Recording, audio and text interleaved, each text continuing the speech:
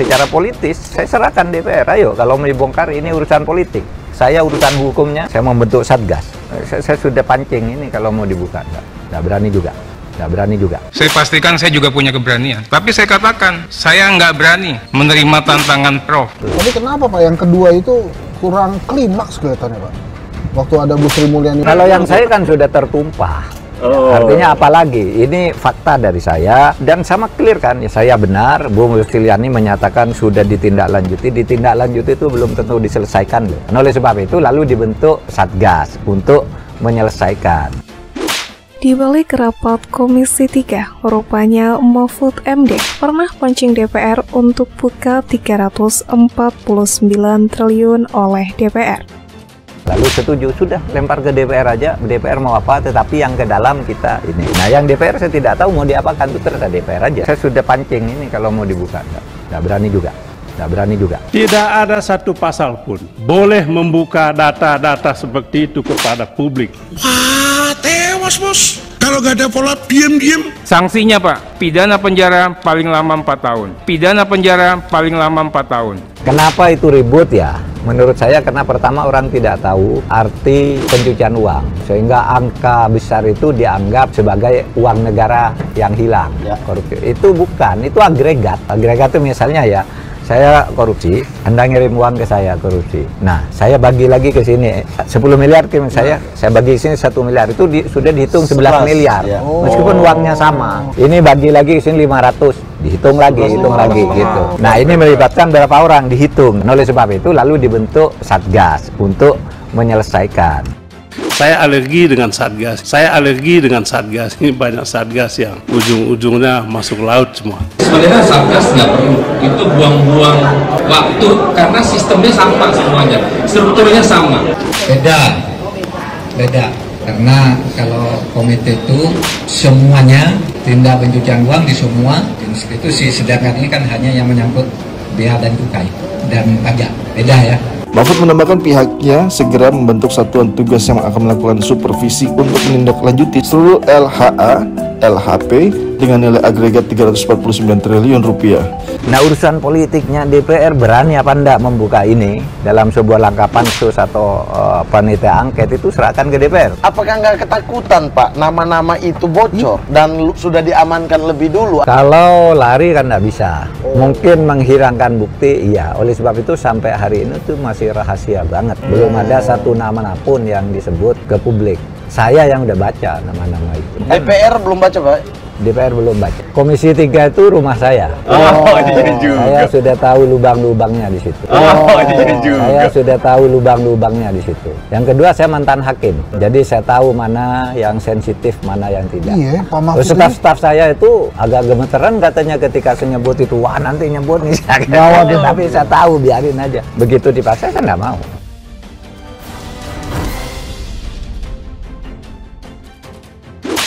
Polemik soal dugaan transaksi janggal sebesar 300 triliun lebih yang disebut terjadi di lingkungan Kementerian Keuangan menemui babak baru. Pada Senin, Presiden Joko Widodo bertemu dengan dua pihak yang berkaitan dengan isu tersebut 27 Maret lalu, yakni Kepala Pusat Pelaporan dan Analisis Transaksi Keuangan Ivan Yustiavandana, serta Menteri Koordinator Bidang Politik, Hukum, dan Keamanan atau Menko Polhukam Mahfud MD. Adapun Mahfud MD merupakan yang pertama kali mengungkap perihal dugaan transaksi janggal sebesar 349 triliun kepada publik. Saat itu Mahfud MD menyebut bahwa data yang dia sampaikan berdasarkan laporan dari PPATK selama periode 2009 hingga 2023. Kepala PPATK Ivan Yustiavandana terpantau bertemu Presiden Joko Widodo di Istana Presiden Jakarta selama 1 jam. Pantauan Kompas.com saat itu, Ivan masuk ke dalam istana sekitar pukul 10 lebih 9 menit waktu Indonesia Barat. Dia lantas keluar dari istana pukul 11 lebih 1 menit waktu Indonesia Barat. Saat Ivan keluar, wartawan menanyakan soal pembahasan apa yang dibicarakan Ivan dengan Presiden Jokowi. Selain itu, Ivan juga ditanya mengenai polemik soal transaksi mencurigakan di lingkungan Kemenkeu. Akan tetapi, Ivan lebih banyak terdiam, dia hanya menjawab pertanyaan-pertanyaan itu dengan 2 kalimat. Ya, banyak yang kita bicarakan ya, makasih saya dapat arahan dari beliau, ujarnya. Setelah itu, Ivan langsung masuk ke dalam mobil dinasnya dan meninggalkan istana. Pada sorenya, Presiden Joko Widodo melakukan pembicaraan secara khusus dengan Menteri Koordinator Bidang Politik, Hukum, dan Keamanan atau Menko Polhukam Mahfud MD. Dalam pembicaraan khusus itu, Presiden Jokowi meminta Mahfud MD menjelaskan soal dugaan TPPU di Kemenku secara jelas kepada Dewan Perwakilan Rakyat dalam rapat bersama yang digelar pada Rabu 29 Maret. Yang khusus Presiden berdua dengan saya ada beberapa hal, antara lain menyangkut soal temuan PPATK mengenai dugaan pencucian uang di Kemenku, ujar Mahfud MD usai pertemuan. Presiden Jokowi meminta saya hadir menjelaskan ke DPR dengan sejelas-jelasnya dan memberi pengertian kepada masyarakat tentang apa itu pencucian uang. Lanjutnya, Mahfud pun berjanji sanggup memberikan penjelasan kepada DPR RI dengan sejelas-jelasnya terkait hal ini. Sebab Presiden Jokowi telah memintanya untuk tidak menutupi fakta yang terjadi. Tanpa ada yang ditutup-tutupi, karena Presiden kita ini mengkehendaki keterbukaan informasi sejauh sesuai dengan peraturan perundang-undangan, ujar Mahfud. Menindaklanjuti hal ini, Ketua Komite Koordinasi Nasional Pencegahan dan Pemberantasan TPPU Mahfud MD berencana untuk membentuk tim satuan tugas atau Satgas untuk menindaklanjuti transaksi janggal tersebut. Mahfud MD menyebutkan bahwa Satgas tersebut nantinya akan melibatkan PPATK, Ditjen Pajak, Ditjen Bea dan Cukai, Bareskrim Polri, Bidang Pidana Khusus Kejagung, Bidang Pengawasan OJK, BIN, dan Kemenko Polhukam. Namun baru-baru ini ternyata para anggota Komisi 3 DPR diketahui menolak wacana pembentukan satuan tugas yang menyelidiki transaksi mencurigakan 349 triliun di lingkungan Kementerian Keuangan. Sejumlah anggota Komisi 3 DPR RI menyampaikan pendapat dan keberatannya terhadap pembentukan Satgas, di mana hal itu diutarakan secara langsung saat rapat Komisi 3 DPR RI dengan Mahfud MD, Menku Sri Mulyani, dan Kepala PPATK Ivan Yustiavandana di Kompleks Parlemen Senayan, Jakarta. Belum lama ini, Menteri Koordinator Bidang Politik, Hukum, dan Keamanan atau Menko Polhukam Mahfud MD juga memastikan bahwa Indonesia bakal menjadi anggota Satgas Anti Pencucian Uang dan Pendanaan Terorisme atau FATF pada Juni 2023. Indonesia menjadi satu-satunya negara anggota G20 yang belum bergabung dengan anggota FATF. Selama ini status Indonesia hanya pengamat atau observer.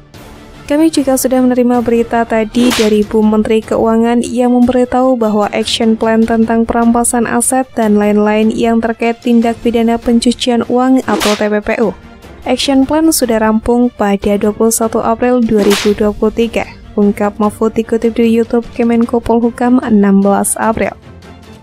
Rencana aksi tersebut, kata Mahfud, sesungguhnya sudah selesai dan ada di Pusat Pelaporan dan Analisis Transaksi Keuangan atau PPATK.